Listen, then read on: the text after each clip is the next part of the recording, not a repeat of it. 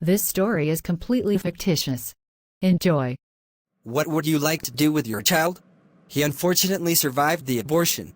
That's too bad. We originally wanted to take care of him, but with inflation happening we realized we couldn't afford him.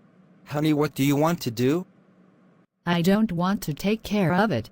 What is the quickest way to handle this? Most babies who survive these late-term abortions have trouble living without help. If you want, I can keep it in the back until he dies. Okay, if that is how things work, then do it. Don't worry. This will all be over soon. What are you doing to that baby? His parents didn't want him and he survived a late-term abortion. If he lives, he'll have a horrible life, so I am going to let him die here in the closet.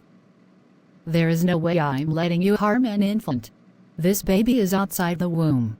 He is not just a lump of cells anymore. That may be, but this child will never live a normal life.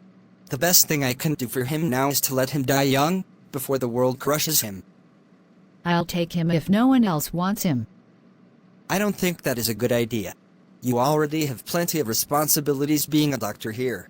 If you take care of him and raise him as your own, you will add to your stress level. Plus, boys need male role models, and since you have no husband, this boy would be better off dead than being raised by a single mother who isn't even biologically related to him. I don't care. God will make a way. I will raise him as my own child. This child's life will not end today, 13 years later. Man, Leo, don't you feel embarrassed every day?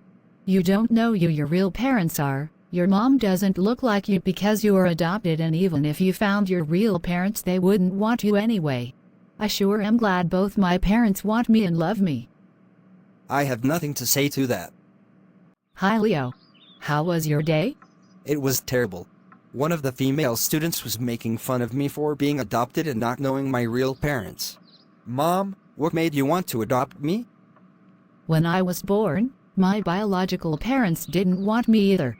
I was born with a breathing problem, and the doctor asked my parents if they wanted to get rid of me and let me die. They both said yes, but fortunately my uncle was there and he stepped in and adopted me.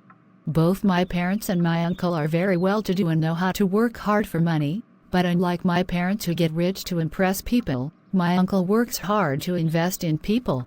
My parents cared more about how society saw them than loving their own daughter. My uncle was so outraged by them that after he adopted me, he cut ties with them and excommunicated from them for life.